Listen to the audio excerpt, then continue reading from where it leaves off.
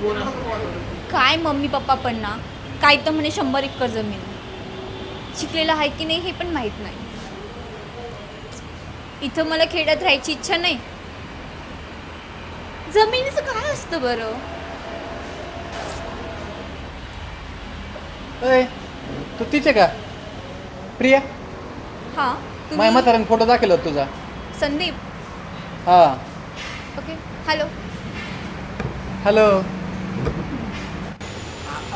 मला आहे ना माझ्या म्हाताऱ्याने सांगितलं होतं तर तुला भेटून घे म्हणून.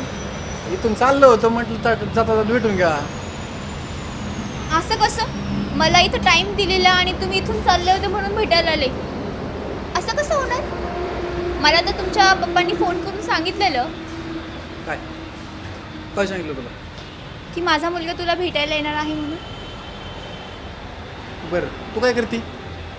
मी जॉब करते मल्टीनॅशनल आणि कंपनीमध्ये. मी आपलं लग्न झाल्यावर जॉब करणार तू?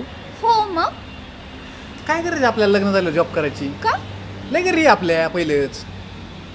मग घरी असलं म्हणून का जॉब नाही करत? 104 एकर शेती भो. किती? 104 एकर 104 एकर. ते. पण तरीही मला जॉब करायचा आहे. तुम्हाला नाही आवडणार का जॉब केलेलं? किती शिकली तू? माझं एमटेक झालंय. म्हणजे ती 12वी झाली असतं ती ना? अच्छा. तुम्ही किती शिकले?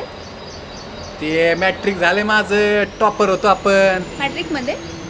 म्हणतात मग 10वी झाले होते. मॅट्रिक म्हणतात त्याला काहीतरी. मला वाटलं पास झाले की नाही 10वी. झालेत ना पास? म्हणजे मी इथे काय इन्सल्ट करते का? इन्सल्ट नाही मी तुमची इन्सल्ट नाही करत आहे. बरं बरं बरं ठीक आहे जाऊ द्या. मला सांगा तुम्हाला लव्ह मॅरेज आवडते की अरेंज मॅरेज आवडते? मला वाटत होतं ल म्हणजे लफडच ना. काय? अरे लव म्हणजे लफडच ना. हो माय गॉड.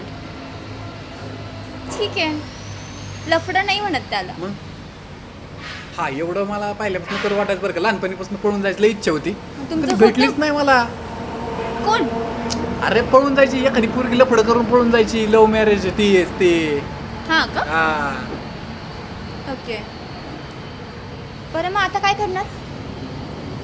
तू लगीन करायचं ना माझ्या बरं? मी अजून असं ठरवलं नाही आहे. तुला लव करायची का अरेंज करायची मला सांग. काहीच ते तुम्हाला भेटायला आले म्हणजे अरेंज मॅरेजच करण्यासाठी आले ना मी. आधी ना आपण 7-8 वेळा भेटू बरं का. कसं आहे माहिती का? एका भेटीत तर काही कळत नाही. 5 मिनिटात भेटू कसं ठरवू मी? मला वाटत तुला- सेकंड भेट तुम्हाला भेटेल. ठीक आहे चालेल काही प्रॉब्लेम.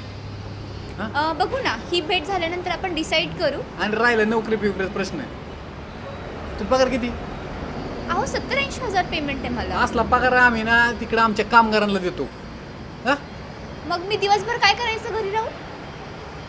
और दिवसभर म्हणजे मेकअप असतो. तासभर मेकअपला जाईन आणि आपलं रान लय मोठं. तो हिंडूस तर सगळं दिवस मावळण. म्हणजे मी लग्न फक्त रान हिंडण्यासाठीच करू का? बाकीचं काय लेकरं बाळ सांभाळायचे असतात का नसतात? 1 मिनिट. ठीक आहे पप्पांचा फोन आहे. पप्पांना सांग. काय काय काय? सांगणार तू? काय सांगणार आहे तू? ते मी माझं बघून घेईल. तुम्ही कोण सांगणार आहे मला असं की काय सांगणार आहे तू म्हणून? आत्ताच कसली बोलत राव तू. नीट बोल की. बघ खाल्लं पिल्लं नाही काही? नाही ना. ए इराण ते कोल्ड्रिंक्स फिल्ड काय काय घेणार अहो तू? ही चांगली हॉटेल आहे हा? असं नसता बोलत इथं. सॉरी ऐका ना. ओ कोल्ड्रिंक द्या ना पाठवून. नाही मला कॉफी हवी आहे. हां कॉफी हवी आहे मला. यांना एक चहा देऊ. अहो कॉफी हवी आहे कॉफी. हा ते कॉफी द्या. बाय द वे तुम्हाला कशी पत्नी हवी आहे? मला आहे ना घरच्यांना आहे ना नीट ठेवलं ना आणि मला नीट लय जीव लावला ना बस तसलं पाहिजे आपल्या पुढे. नीट ठेवलं ना म्हणजे?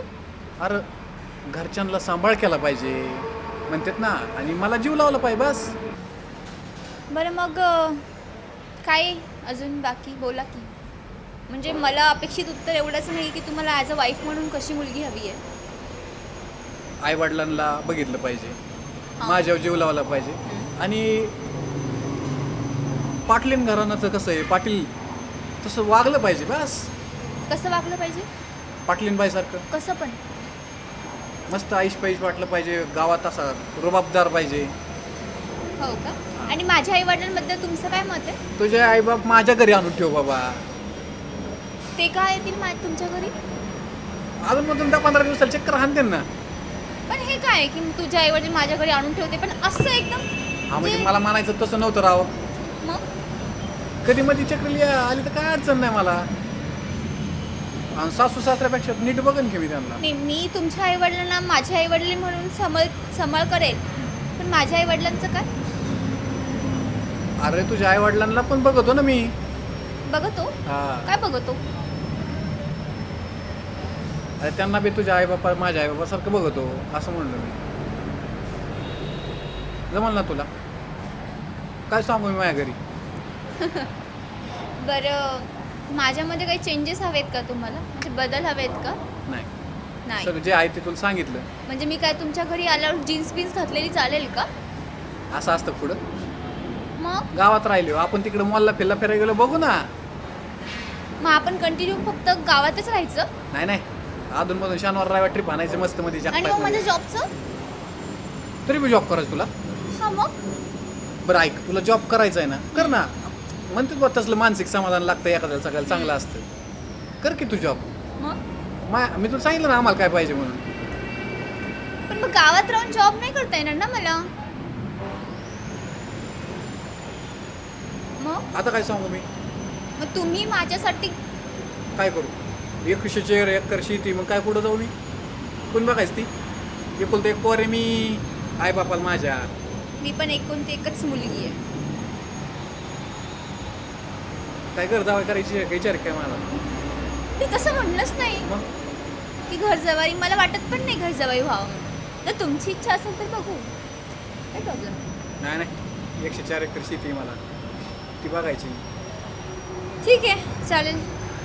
बघू जमलं आपण. ना मी आपलं. कॉल सांगते पप्पांना. मी काय समजू? आता तरी काहीच समजू नका.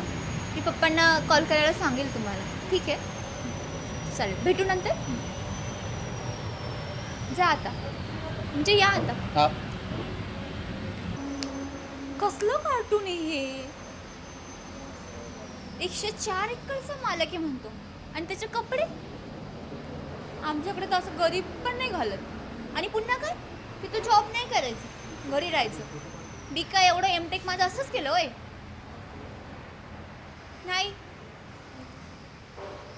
आणि मी काय फक्त चूल आणि मूल हेच करायचं? ते नाही जमणार. मी 21व्या शतकातली मुलगी आहे. मी घर आणि नोकरी दोन्ही सांभाळते ना. पण त्याला तर ते म्हणजे माझे आणि त्याचे विचार मॅच नाही होणार. सो मला नाही वाटत मी होकार द्यायला पाहिजे.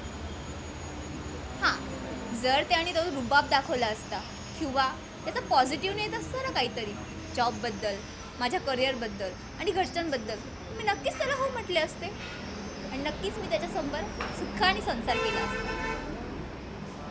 पण आत्ता मला वाटत नाही.